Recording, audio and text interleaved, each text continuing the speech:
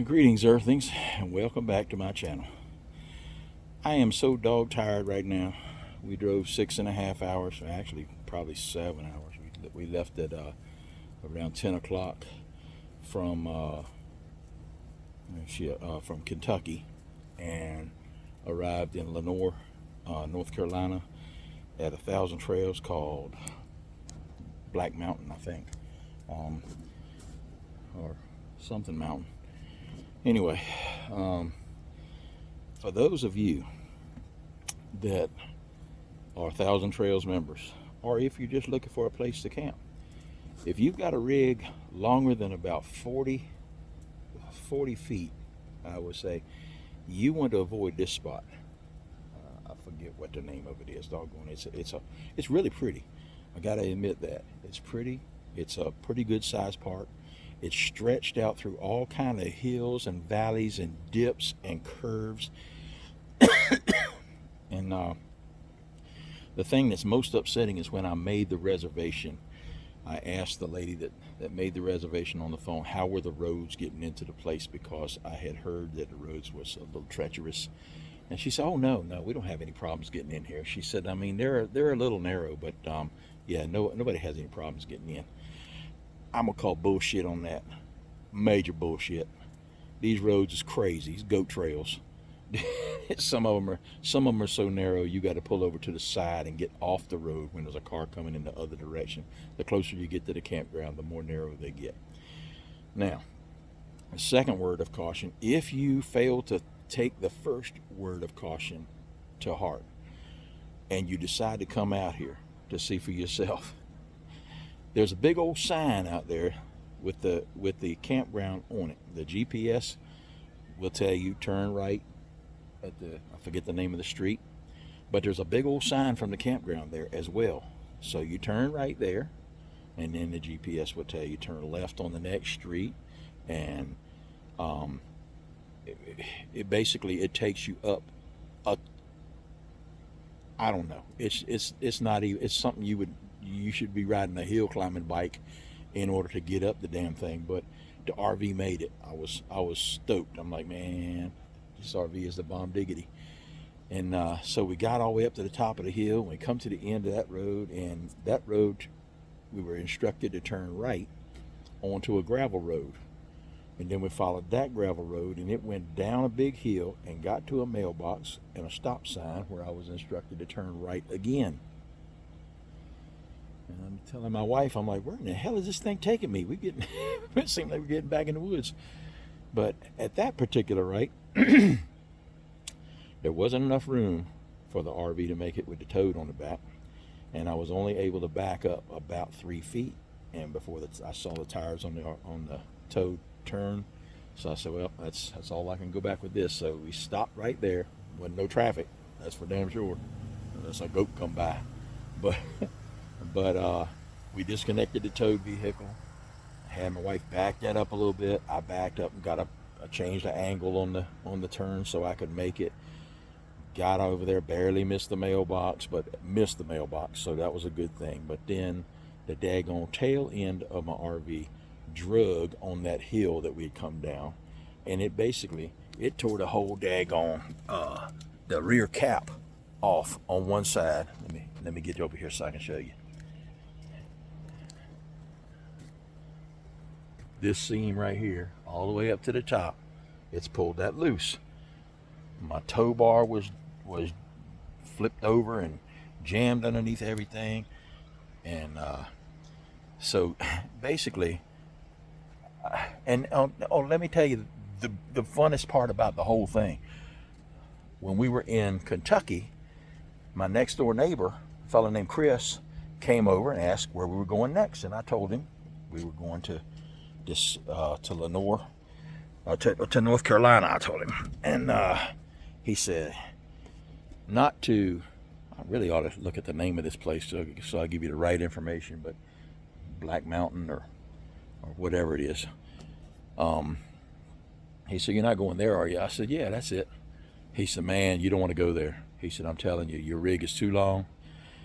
Them roads are too tight. They're narrow. They're up and down hills. He said, you're gonna drag going in there.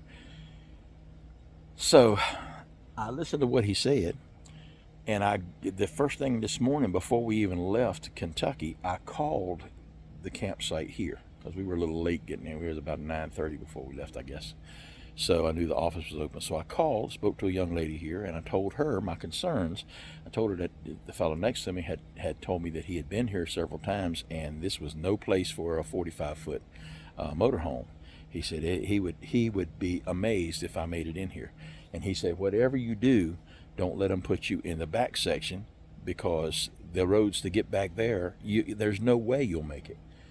So when I talked to her, she said, well, yeah, you're in the back section, but there's no problem. I mean, we don't have, our roads are navigable. They're not, nobody has any problems with our roads. Well, there you go. Second bullshit. So I can't see anybody not having a problem with these roads. I mean, even 35-foot long rigs are going to have problems with some of these turns. They are crazy hairpin turns. The site that she gave me was 1.5 miles from the damn gate, from the office where the gate is at. And I'm like, man, I can't. And fortunately, the maintenance guy, a very nice gentleman named Don, he said, let me take him on the golf cart and take him down there to show him that, so he can see the route and everything and make sure that he's going to be okay with the route. So he did that. I didn't get probably 500 feet from the office before I realized, yeah, that's not happening. But it just continued to get worse, back and forth, left and right, up and down. It was all over the place. Wires hanging down low. I wasn't sure whether I was going to make those or not, but I did make those. So he took me back there, and I told him, I said, look, man, I said, here's the problem. I'm not going to come back here. I said, if I got to go somewhere else, I got to go somewhere else. I said, but the only problem is now I can't get out on the highway with the rear cap pulled off my RV like that. And at the time, I didn't realize that it was only on one side that it was pulled loose. So, I can probably make that happen in a pinch. I'll throw some Dicor or something on or some of that Eternabond tape on it, and something on it. I don't know. I don't want to put that stuff on it. It never comes off. But I'll figure out something. But I've got an RV, a portable RV guy coming over tomorrow to see if he can figure out, what we got to do to get it all put back together. It doesn't look like it'll be very difficult, but it is going to take two people. So I figure if I can get him over here, and one of us can push in on it and line it up while the other one gets behind it and pushes forward, and then we can move the screws that go in the side to a new position so they hold nice and tight. And then put the trim back on and get some caulk and caulk it. We'll be good to go. Because it looks like that's the most part of the damage. Tow hitch seems to be okay. So, but I'm telling you, I can't, I religiously, what do they call it? Review. I review and put recommendations and stuff like that on RV Life. And, they ain't gonna want to see the recommendations on this, because this is crazy. I mean, don't get me wrong. If you got a 26-foot trailer, or maybe even a 30-foot trailer, pull behind, or a fifth wheel, you'll love it here. It's beautiful. I mean, there's a little creek right behind my site. They ended up putting me on a different site because I told them, I said, ain't no way I can go back there. And I asked her, begged her pretty much. I said, I need something closer that my rig will fit on, so I can get the repairs done, so I can actually leave. I said, I'm captured now. I can't get out on the road with that thing loose like that. It'll pull the whole rear end off of it and then cause an accident on the road. And I must admit, I was a little bit of a butt when I went into the office, because we had drove like 7.5 hours or something like that to get here, and made it the whole way with no incidents, and everything worked lovely. The TV kind of was, looks like that's broken loose, because some of them roads, I'm gonna tell you what, the roads, what was it, I-75 from Kentucky to Tennessee, right after it goes into Tennessee, holy crap, it them roads make Arkansas roads look wonderful, and they make West Virginia roads look wonderful too. So, man, I'm telling you, that thing, everything was shaking in the RV. My Bose speaker slid out from underneath of the television, was almost ready to fall off the counter. The TV was leaned out at the top, and I looked behind it, and it looks like one of the brackets on the back of the television actually has separated. So I got to take that loose and see what I can do with that while I'm here as well. But I think this thing right here takes priority because I can always take the TV down and just lay it on the couch. So, at any rate, doggone it, I hope it gets better. But you know, the site that they put me on is not bad. Starlink is straining to find a satellite. So there's a lot of tree cover, so you know you ain't gonna be able to use Starlink here. And I don't that most of the lots that I've seen, it looked like they were just about all shaded. So I don't think there's a high potential for Starlink usage. Although I do see a couple of them out here. My neighbor right across the street, he's got his, and that's how I figured out which direction to turn mine, because I was at a complete loss. So I aimed it in the same direction as his, and then fine-tuned it with the app. So, but at any rate, I just wanted to vent for a minute, and I know you guys are always willing to listen. So, you know, hit the like and subscribe button. You can follow us on our adventures and find out what we tear up next. So it seems like it's always something, man. I tell you what. But at least this one, I feel like this one was not my fault, because I followed the instructions of the staff here, and they took me down the highway to hell, and man, not happy about that. But and the lady was pretty indignant at the office when I told her that I wanted to get her name and the lady who made the reservations name, because I was going to pursue legal ramifications on getting my RV fixed, because I specifically called them this morning and asked them and told them my concerns, that I was told that there's so many hills and everything that I didn't want to bring my RV in there. And she said, oh yeah, that's you know, there's no problem, everything is fine here. You know, if the site that you're on is a pull-through site, which the one that she had me scheduled was a pull-through, but there's no way in hell I would have made it over there. You know, so I didn't even make it in the gate yet.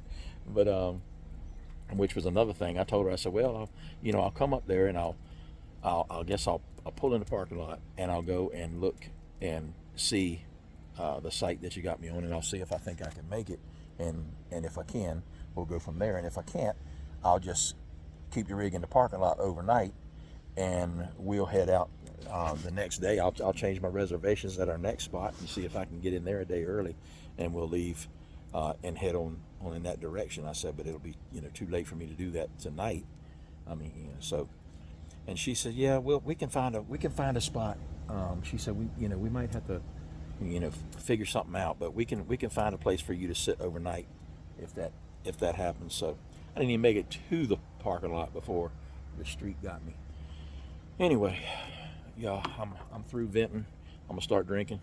So hit that like and subscribe button, hit that notification bell, follow us along, and I'll get back. Maybe I'll put a little I'll have the energy to maybe pull out a real camera instead of my cell phone tomorrow, and I'll set it up out here while we do the repairs on the thing, if I can get him here tomorrow. I know that's a stretch, getting a mobile RV guy out here the very next day, but in fact his office already closed for the day, so it'll be the same day. But we'll see.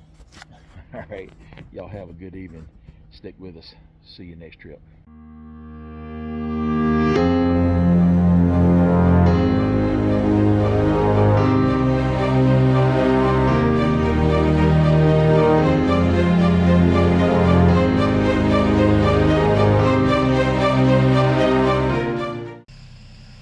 Alright, y'all, I'm back. My apologies for not filming the repair process, but it's been raining here all day, and when it gave me a little bit of a lighter rain, I ran over to Walmart, bought me a rain jacket, which I should have already had anyway, but strapped that on and started working. I didn't want to leave camera equipment out here in the rain, so although the GoPros would have probably been fine. But and by the time the rain let up, which is just a little sprinkle right now, I just about had the project done. So I'm gonna go over what I did with you. So if y'all remember yesterday, this seam right here was open, had a big gap in it, It's still dirty as hell because I've been banging on it and twisting on it and doing all kind of weird stuff. But my plan was for the mobile RV repair tech to meet me out here and give me a hand, and I figured between the two of us we could get it done. But he didn't even return my call, so I guess that's a service of the past is of the past. So, but so I come up with a ingenious plan. I opened up the engine compartment here.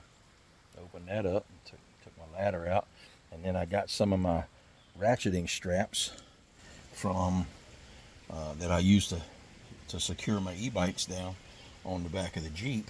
I put one of them in here, used that to clamp around the frame in two different spots and then around the body. So that was my helper, and it worked pretty good.